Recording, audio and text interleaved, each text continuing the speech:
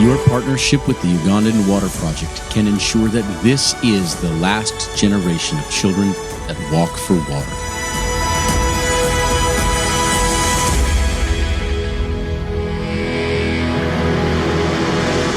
Hi, I'm Sasha Nicole, and this is James Harrington, the Executive Director of the Ugandan Water Project.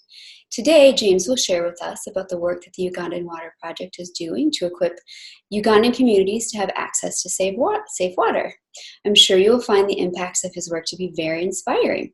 So, James, thank you so much for being here today. Thanks, Sasha. It's great to be with you. Yeah. So can you tell us, why is water such a crucial issue in Uganda, and what are some of the barriers that Ugandans face towards improving their situations? Sure.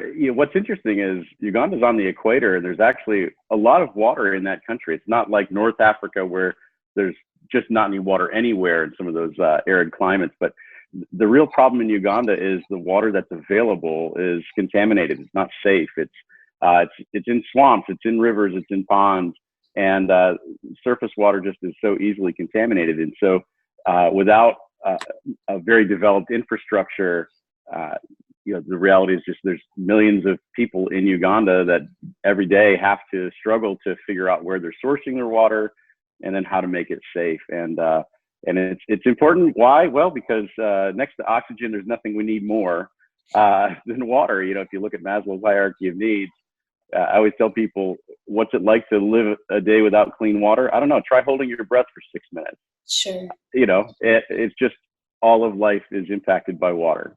Yeah. The communities that you engage, do they typically have an understanding of the health impacts of clean water versus water that might be found in a stream or river? I would say that there's a variance to how much local knowledge there is, depending on the community. And in general, people understand that finding a good source of water is very important. I would say where we start to see some real fall off is does clear equal clean? So oftentimes there's an assumption that if water is clear, then it's safe. Sure. And so that's why we often talk about, in the water sector, we talk about safe water more than clean water, because clean could just be, it appears clean. So that's where we really run into some issues, that there are some local solutions that result in clear water, but at the microbial level, you look at it and you're like, oh, that's going to kill you. Right. Yeah, that's a really good distinction between safe and clean, because you're absolutely right. You could look at it and think it's just fine, but everything we can't see could be very, very detrimental. So it's a good point. Yeah. Tell us about the different methods that the Ugandan Water Project uses to achieve your goal of helping communities have access to safe water. Yeah, our solution set focuses on a handful of primary solutions. We've never said that there's one perfect solution. There are no silver bullets for this, but it's really important to really develop and make sure what we're doing is really effective. And so we've slowly added the solutions as we've gone. So we started out in rainwater collection systems and have steadily improved those. In fact, we just are publishing in the journal Waterlines our methodology and approach to rainwater systems. So that's been what we've done for the longest time and have really taken that the farthest down the field. We also work with boreholes. So boreholes are hand pump wells, but specifically that were mechanically drilled, where it's cased and lined. You're accessing an aquifer underground, and it's not influenced by surface water. So boreholes, we do a lot of work with rehabbing, restoring broken boreholes, because there's so many of those. We do some drilling. We also work with water filters, so point of use water filters, hollow fiber membrane filters that can be put into a home or a classroom or a clinic. And then we also are expanding we've done some gravity flow system work.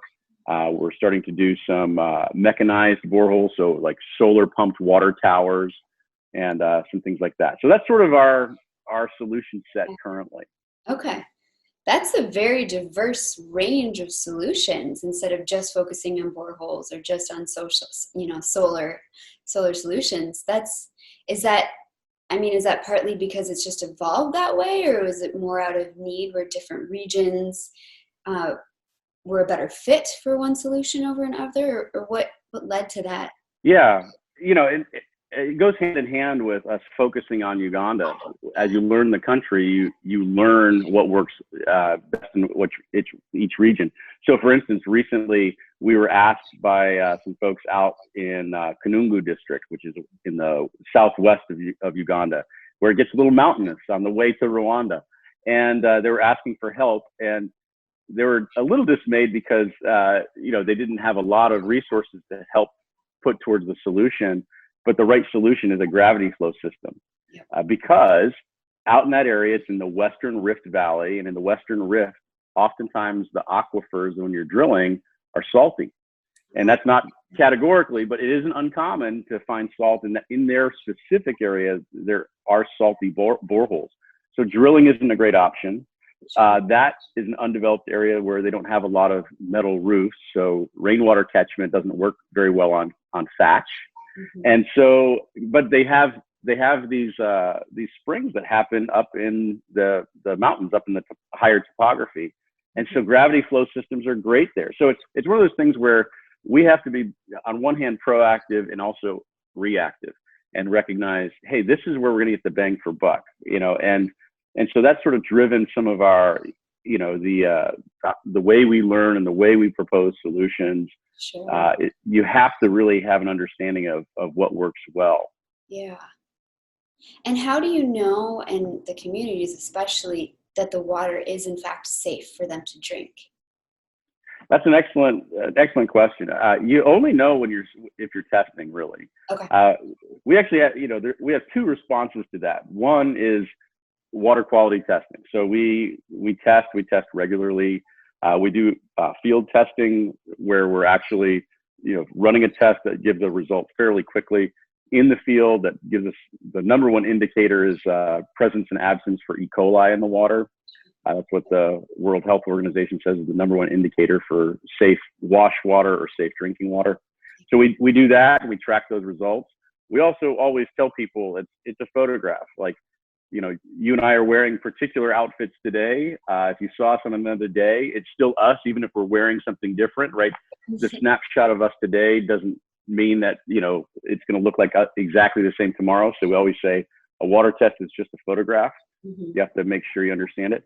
The other end of that spectrum of the answer is we have sort of this really just off the cuff rule. We don't do any work we wouldn't use.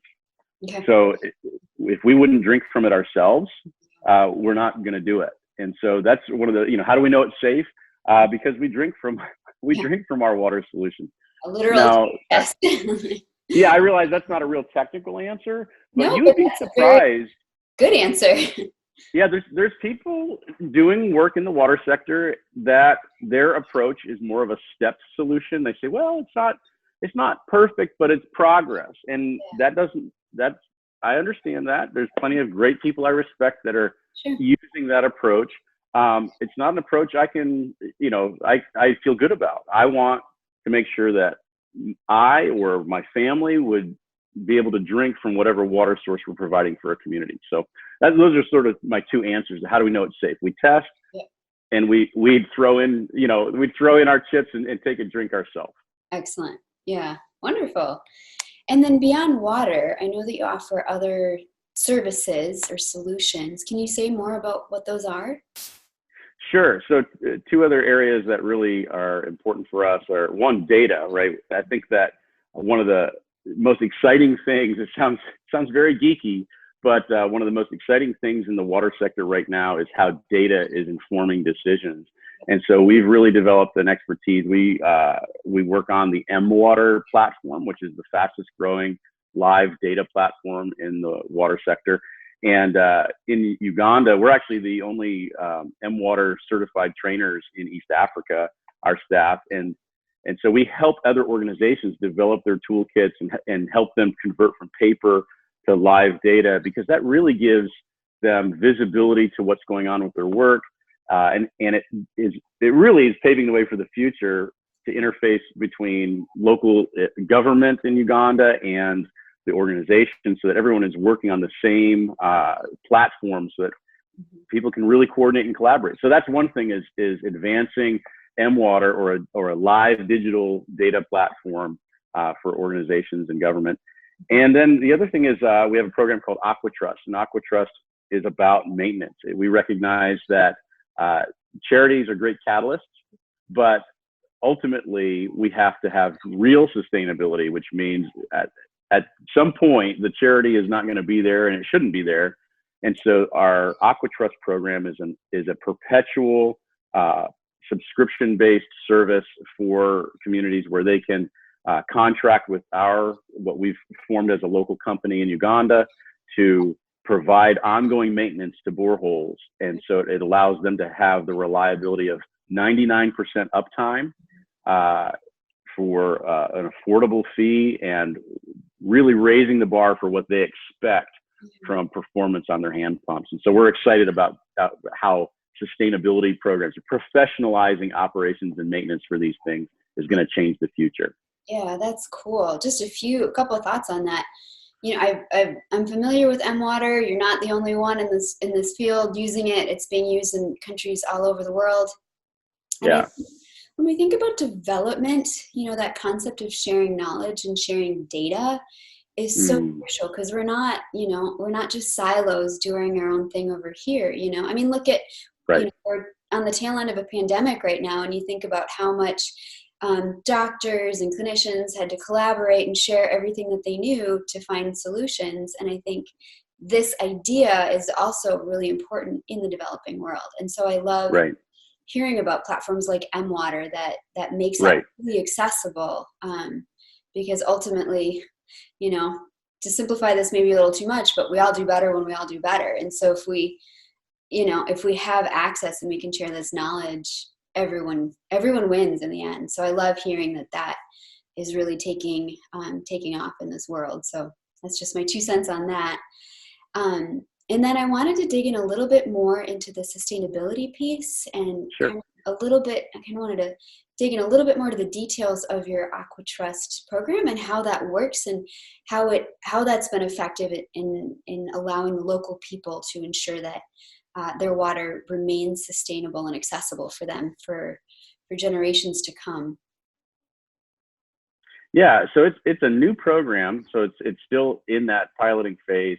But what it allows is it really empowers the local community by really laying performance on the line and saying, yes, we're asking you to pay an affordable rate for this maintenance service, but the commitment to have that maintenance service, the water point performing at a very high rate, is on us as a company. And so I think just raising the expectation in the community, because currently the way the system works is communities they bear the burden of not just the financial responsibility, but even the technical responsibility for maintaining their wells. And so most folks don't have the tools or the training to really understand that. There are local technicians. Oftentimes their training is happened very briefly many years ago. They often don't have many tools or resources to stay current on things. And so what happens is the well breaks. So they call the technician. The technician is really excited when something breaks, because that's when they get paid. And so they come out and they do, sometimes it's a good repair, but a lot of times it's a substandard repair. And sometimes it's because the community didn't have many resources. And sometimes it's because the technician is saying, hey, if I just put a Band-Aid on this, not only do I get paid today, I'll get paid a few weeks from now when it breaks again. Yeah. And so what we're trying to do is disrupt that. I always tell among our staff, as we're talking about AquaTrust, I say, AquaTrust technicians should get paid to listen to the radio and drink coffee. That would mean everything's functional, right? And obviously we would find, our people are always busy. We've got one of the busiest crews out there, but the idea that we don't want them to be excited about repairs, we got to align those interests. And so instead we really focus on how do we, first of all, start with very high quality materials so they're not going to break. Yeah. So instead of cheap galvanized pipe that rusts through and it's just a poor quality steel, we make sure we're using a 304 stainless steel alloy. So very selective on our procurement. It has a long life, and then making sure that when we are maintaining that borehole under contract, we're collecting some data every day because it becomes predictive. If you're watching those pump strokes for how many strokes it takes to get water, and your data platform goes, oh, hey, there was a dip in performance, it says, hey, you might want to go do some maintenance on this. And that wasn't possible under the old model. If you don't have some of these, technology tools, you can't let the machinery talk to you. But if you can, then you can catch things before they have an actual failure. And that means, families have stability. They can be healthy. They can, not have that hinder their education or their work, their health care. So we really take, that preventative maintenance, predictive data, high quality materials, and then annual overhauls as needed so that we're still staying ahead of the wearable parts, and then making sure we're prepared for a 24-hour response time for emergency breakdowns. Okay.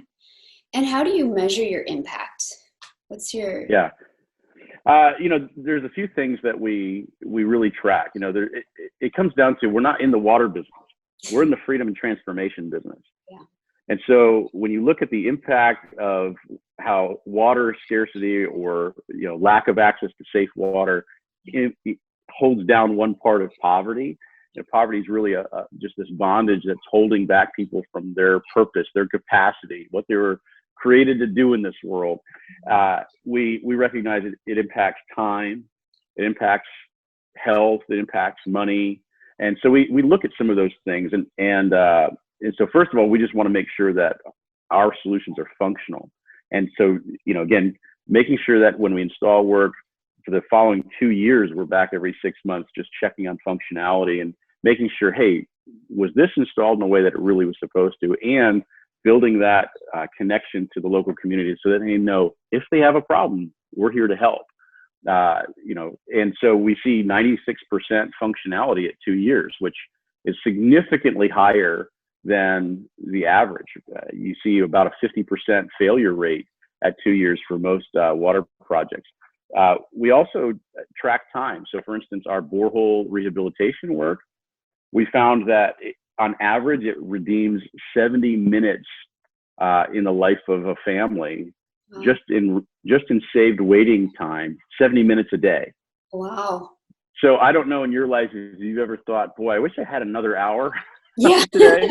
Yeah. Whether it's another hour to get stuff done, another hour to make, a better meal than, I don't know. Sometimes I do something quick and it's not great for me. Or 70 more minutes to rest, or 70 minutes to sit down as a family and have a conversation, or 70 minutes to read a book. I don't know. There's so much you could do if you had an extra hour. And we've seen that tracking that time savings, that, for instance, our borehole rehabs, they deliver an hour back to a family on average every day. And that's powerful. Yep. So we track the time. Yeah, go ahead. Think about the opportunity cost involved in that too, because typically, I would imagine in Uganda this is the same, and correct me if I'm wrong, but typically in countries like this, it's women and children who are responsible to go and gather the water. And if they're spending hours per day collecting water, that's time that children could be in school, that's time that women could spend, selling products at market or doing something to improve their life in other ways too. So absolutely, it does extend beyond water. It's not just about having, there's a cost too involved in terms of being healthy more often and not having to go to the doctor and paying all of those. So there's ripple effects. It's not just limited to the impacts of water. So yeah, recently we've actually been doing research and study, seeing what the studies were. There's some recent really cool stuff. In fact, even studies in Uganda on the mental health connection with water, and we correlated that with the self-reported harassment, acts of violence, and things like that happen specifically around water. And we realized we're seeing about a 72% reduction in reported incidents of harassment, violence, and things like that when we're bringing a better water solution into a community where they're not having to walk far distances, they're not isolated, they're not vulnerable in the same way. And it has a tremendous impact on the mental health of, in particular, women and children. And so, you know, that means a lot to us because we just recognize, you know, I've got, you know, especially, you're right, it's a women and girls issue more than it is for men and boys. I've got 2 mothers, 7 sisters, a wife, and 3 daughters. So, like, for me, this is a big deal on how this is impacting women. It's not just the other half of my sky. It's like, you know, 9/12 of my sky. You know, it's a much bigger part of my life. And so I'm like, yeah, this is impacting women and girls. And so when we see these indicators saying that life is improving for women and girls because of safe water, we go, yes, this is a critical issue. Exactly. Yep, it is. So tell us, if somebody listening today wanted to support your work or be involved, what would be the best way for them to go about doing that? Yeah, no surprise there. You know, if you go to UgandanWaterProject.com, you know, I would say stir up your curiosity first and then type that in and then go on a journey and take a look at some of the work we're doing. Certainly, you know, if you're like, if this interview is just so compelling and, you know, just like, cut to the chase, I'm in, you know, then go to UgandanWaterProject.com/donate. And you can certainly, you can make a difference and we'll turn dollars into safe water. But there's a lot of great just information on there to understand how we do what we do, why we do what we do, and some of the impact of it. And whether you are in it for the human touch, the experience of it, or the technical nerdery of it, you know, there's a lot of that all right there on our website. And you know, you can also hit us up on social media. You can find us on all the usual platforms. And we actually do interact. People are often surprised, you know, sometimes when, you know, they'll send a message on Facebook and they'll hear back. You know, sometimes they're hearing back from me. Other times it's, you know, someone else on staff, but they're always surprised. And they're like, no, we actually care. This is about people helping people. And we're not so big that you're getting this faceless, nameless response. Sure. We're in it together. So I'd love to hear from someone. Okay, that's awesome. So yep, we'll make sure that the link is also included in the description below. So anyone who's interested and wants to learn more, please go check that out. Wonderful. So tell us a little bit about the backstory and what was the catalyst? Because you're from the US, from New York, is my understanding. Yep. And, you know, Uganda is pretty far from where you are. So how did this all begin? Tell us about yeah, you know, in May of 2007, I crashed a barbecue at a friend's house. You know, I came home and some neighbors were having a Memorial Day picnic, and I was like, oh, great, I'll just go crash at their house, and grabbed a plate and, you know, sat down. And there was a gentleman who had come from Uganda who was at that picnic.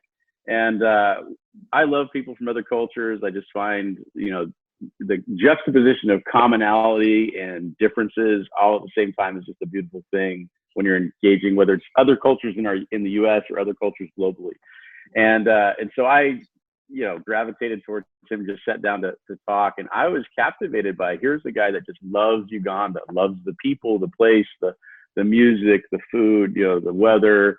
I understood the weather for sure. You know, coming to Western New York, I'm like, yeah, your weather's awesome. You know, especially right now, it's so cold.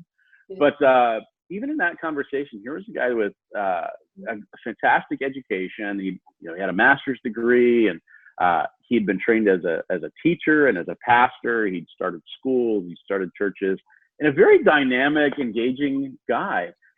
And yet, when I said, "Hey, tell me about the challenges you face day to day in your work," he said, "You know, it's really difficult when you're well trained and prepared to cultivate the spirit and inspire the mind, and and really as an educator and as a pastor."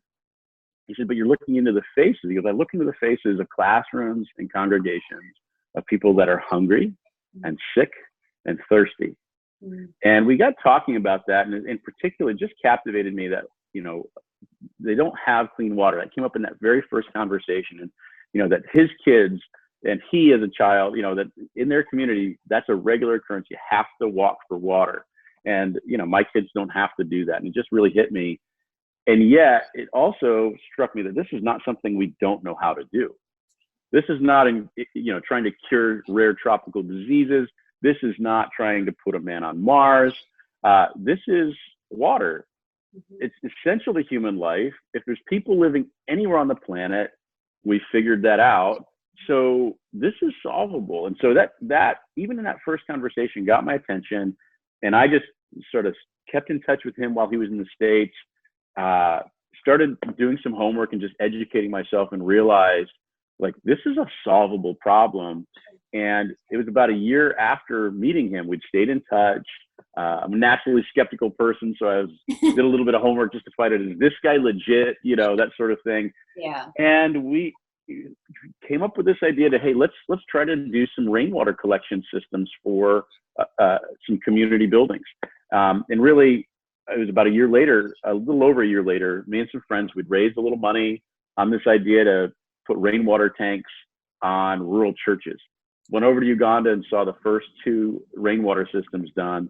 And it was incredible. I just realized, like, right away, this is so far beyond just thirsty people or sick people. Water unlocks so much more. It is a catalyst for, education is great, but the number one school supply is water. And healthcare is amazing, but the number one first aid supply is water. The number one medicine is water. Job creation programs are critical, but if you're preparing somebody for the workforce, the first thing you need to do before you write a resume is make sure they have water. There's so many things that you have to have safe water, because one of the things we talk about is, if you have safe water in your life, you have the privilege to have access and talk about 1,000 problems in your life. But if you don't have safe water, you only get one. You have one problem and it dominates. And so I realized on our first trip, like, safe water fights crime. Safe water improves marriages. Safe water creates jobs. It's just incredible, the number of doors that key unlocks. And so I was like, I could do this 1,000 times. Wow. Yeah. So you and this buddy, this chance meeting at a barbecue. I love that you're just showing up. So now, today, how many employees in Uganda? Well, actually, let me back up. How many employees do you have total? And of those, how many are in Africa? Sure. So on the state side is our smaller footprint. Most of our work here is about partnership development, R&D, and fundraising, right? Lion's share of it is focused on fundraising. And we have, here we have 5 full-time and 2 part-time here in the States. And in Uganda, we have about 20 full-time and about now 10 part-time. And 100% of our team on the ground in Uganda are Ugandan. Yeah. So it's an entirely Ugandan national staff. They're phenomenal people. I love hanging out with them as friends. I love working with them as colleagues, and just the variety of life experience, and it's just a joy to do life together as an organization. We really, inside the bubble of our organization, we talk about it as, we're UWP family. And it really does feel like just to be very transparent, over the last 13 years, we have done life together. We have been at the altar with one another. We have been at the graveside with one another. We have welcomed children into one another's lives and helped one another say goodbye to our parents as they go. We have done life. We have walked through sickness. We have walked through joy. We celebrate huge milestones in our work. We've seen people earn promotions in unlikely ways. We've watched the personal and professional growth, and we just have a fantastic group of people that I have the privilege of working with. Our Ugandan team is just awesome. Wow, that's cool. And is your co-founder, the one you met at the barbecue, is he still part of that team today? He's not. Okay. That's one of those realities that just you have to walk through. And it was a real, honestly, that whole process of how he really had to exit a number of years ago, it was a real litmus test for us as an organization. We did a lot of great work together.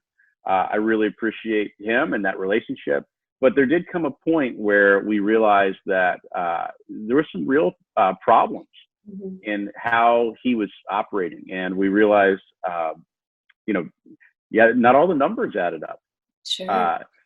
Every project got done. So that was, a relief. But as we really started to grow and our systems were maturing and there was more transparency and more accountability, and as there was more people involved, it became obvious that, hey, there were some things that were going on that really didn't align with our values.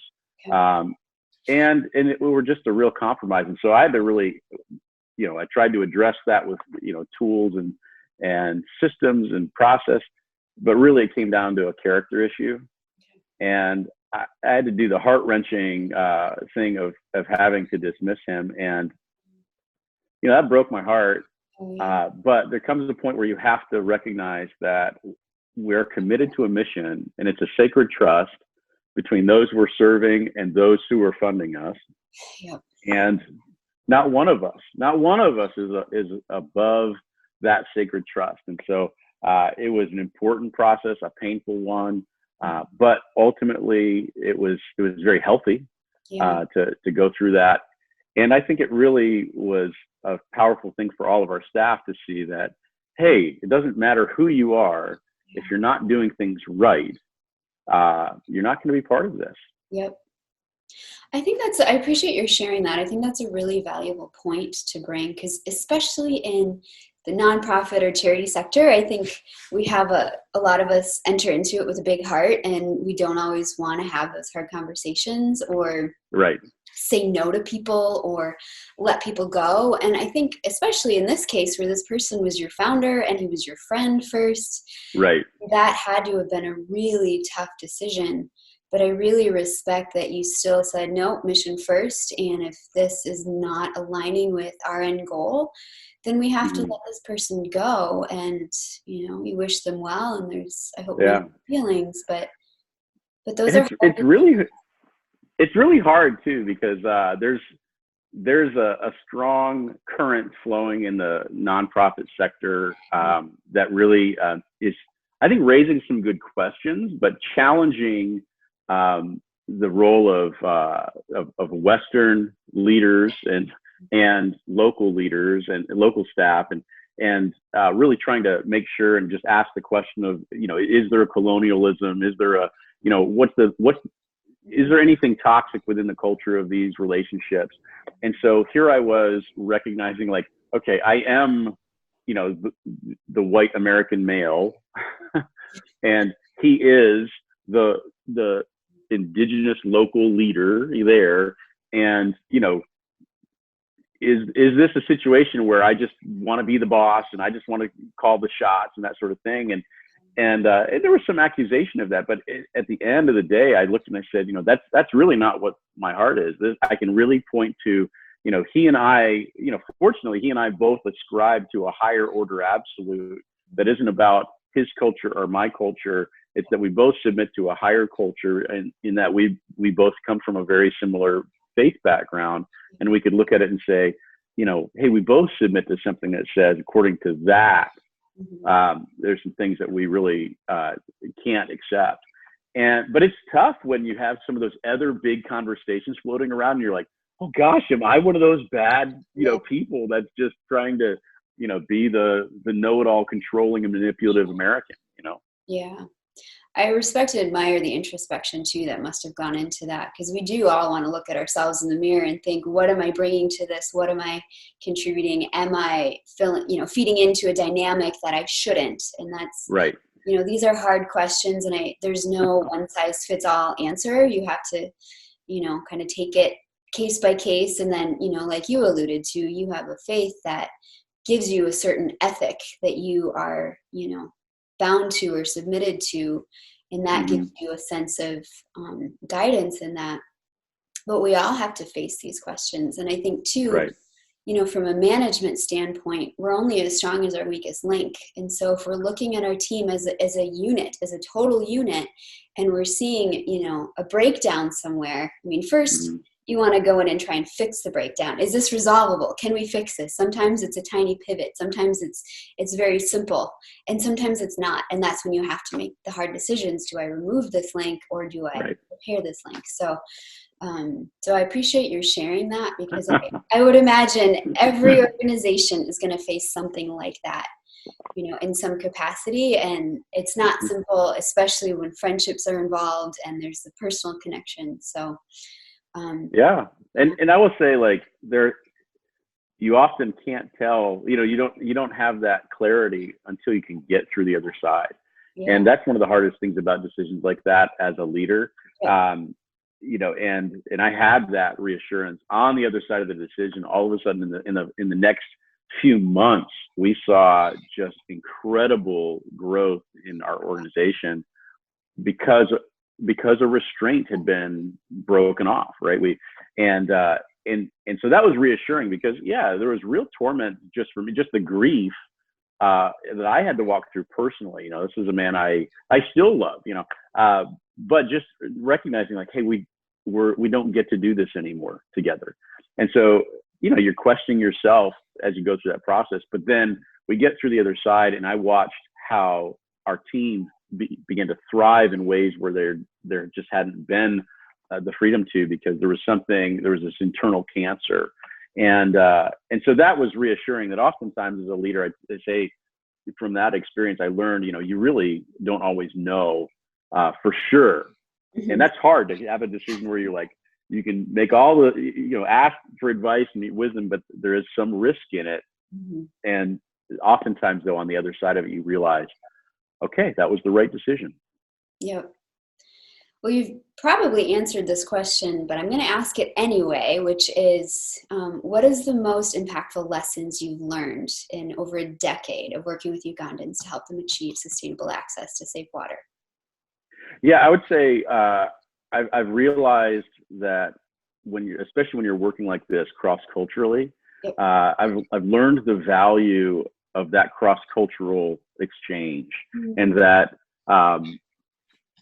again, there's some movements in our kind of sector, in the nonprofit sector, development work, that really is so focused on emphasizing what the cultures that are being served bring to the table, that sometimes there's a discounting of what those that are on the initiating side are bringing to the table. And so one of the biggest things I've learned is just to really make sure you elevate it all, to recognize there are some things that really are genuine strengths that our culture brings. There's genuine strengths that the Ugandan culture brings.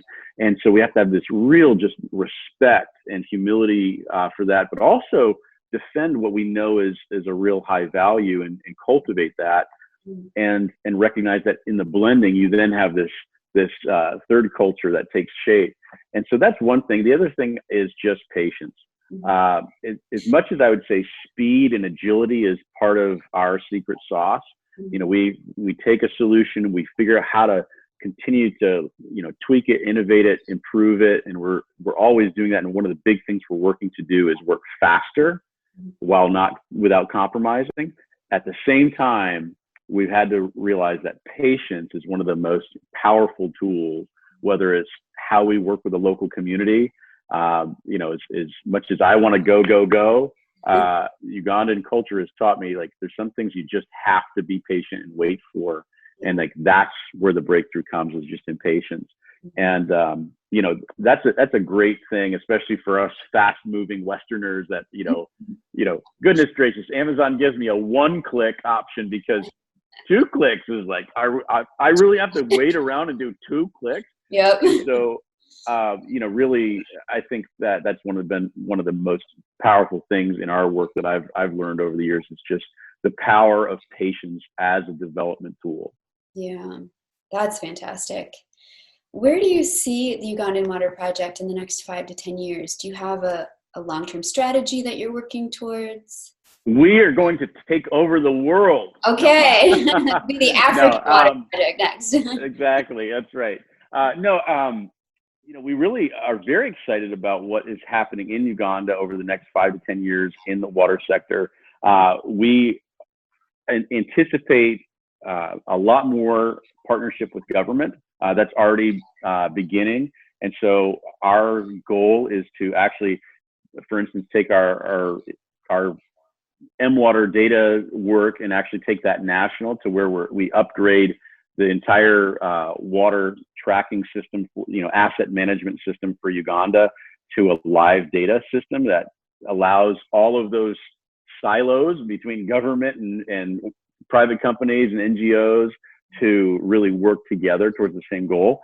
So we believe that will happen over the next probably 3 to 5 years, actually.